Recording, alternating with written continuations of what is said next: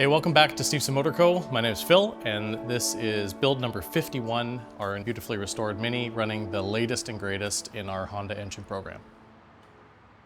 So this car has got a pretty cool origin story. We built several cars for a customer, and he was so thrilled with the experience, both building the cars and then the end result, that he thought, you know what, I've got a buddy whose birthday is coming up, and this would be an amazing birthday present. Apparently every year they kind of try to one-up each other on their birthday presents. So we came up with a plan, keep it kind of clean and simple with a little bit of the kind of surfer vibe.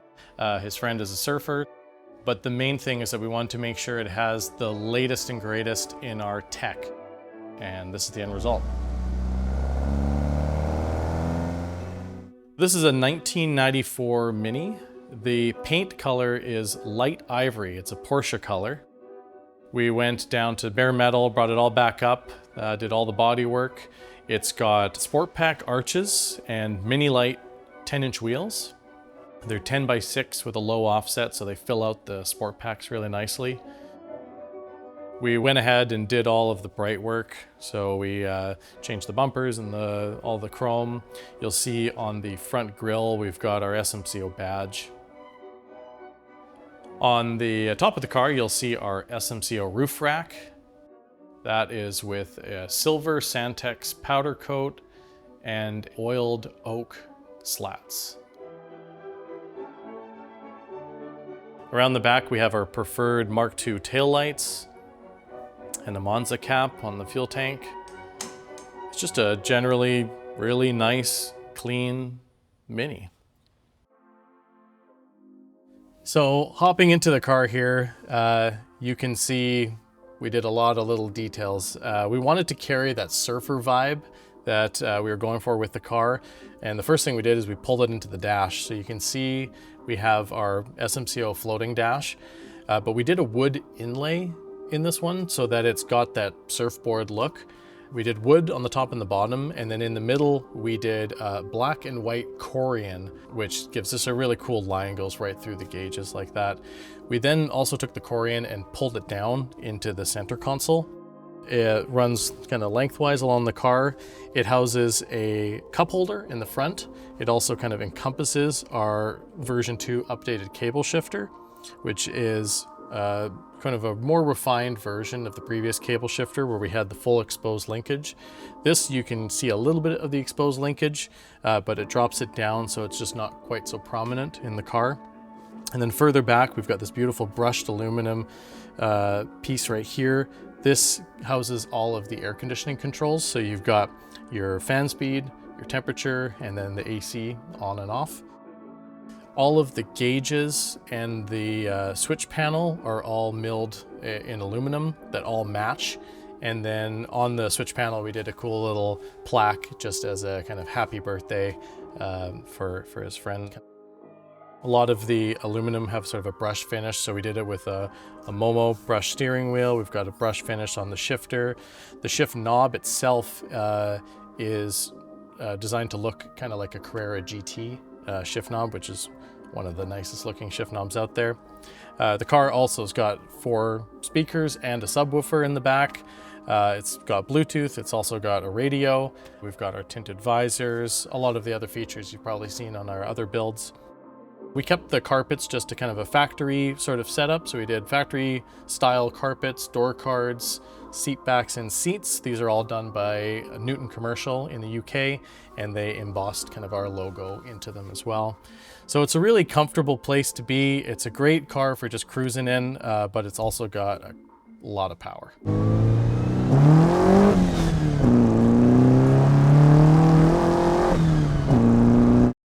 We always say that the heart of a car is its engine, and so we've put a ton of effort into developing our engines so that they deliver the most amount of not just horsepower, but emotion and feeling. And we've been developing our offerings relentlessly over the decade plus that we've been building cars. And this car in particular represents a big leap forward in our technical developments. We've spent literally thousands of hours developing the parts that are on this car. And I just want to take a moment and kind of go over some of those details with you. So if you're an avid follower of our cars, you'll know that we've developed our own pistons and our own connecting rods for our D16Y8 engine.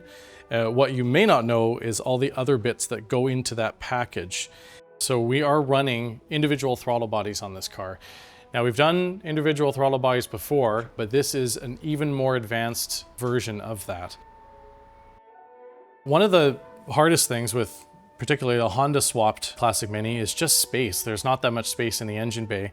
So in order to be able to run the ITBs, which we wanted to do for power, sound, just cool factor, we needed to mount them in a very particular way. And there was nothing out on the market that fit and fit our aesthetics and our kind of build philosophy. So we decided to build our own setup. The throttle bodies we're using are a Japanese-built Keihin 48mm throttle body. They are throttle by wire, which is really cool. That means that we can control the full activation of the throttle body kind of independent of a throttle cable. So we can have, for instance, you know, when you put your foot down 50% on the throttle, we get 30% on the throttle body. We can do drive modes, we can do launch control. In order to do that, we had to run our Haltech R3 ECU, which runs both the PDM portion of the car. So we've got all of our fuel control, all of our fan control, as well as controlling these throttle bodies.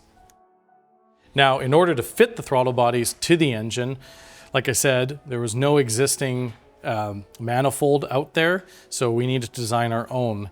And we took some inspiration from kind of the modern day tech of 3D printing, and we decided to 3D print the intake manifold. So this is a plastic representation for the manifold, so that you can see kind of what it looks like, because it has kind of a hidden feature. So conventionally on an intake manifold, or sorry, on a throttle body setup, you need an individual vacuum port from each cylinder. And then you group them together and you put them into a vacuum block, and then you're able to read things like your map signal, have vacuum for your booster, that sort of thing. But we didn't like the fact that underneath the ITBs, there's all of these rubber lines, possible leak points. So we wanted to integrate them into the manifold. This is only possible through 3D printing. And as you can see, if I open this up, there are channels integrated inside the manifold. So every cylinder has a little orifice that comes down and then groups into a central vacuum port. On the back side of this, you'll see that it goes to a nipple here that we can put a hose onto for our brake booster. And we've also got a port right here that plugs in the factory Honda D-Series map sensor. So we're able to run our map sensor and have vacuum for a fuel pressure regulator or a brake booster. And it's entirely built into the intake manifold. Here's an example of what it looks like when it's 3D printed in aluminum. So all these are 3D printed in aluminum. As you can see, there's no sign that there's any ports, but we're able to integrate those ports internally, which would be impossible to do any other way. We can't do it casting, we can't do it CNC, it has to be 3D printed. And this technology has only really become commercially viable in the last couple of years, and we're really pushing the forefront of this tech. So we're really proud of this. We also spent a lot of time making sure that the angle was correct, both for fitment of the throttle bodies and also for the spray pattern of the injector. So it sprays directly onto the back of the valve to give the best combustion, the best fuel economy. Additional to that, we've got our trumpets. So the throttle bodies need a way of being fed air. And again, with our really tight fitment in the mini engine bay, we needed to have kind of a curved shape so that the air was able to kind of make a smooth radius into the throttle body, but we needed to have enough volume and enough length where the tuning pulse widths work for the engine.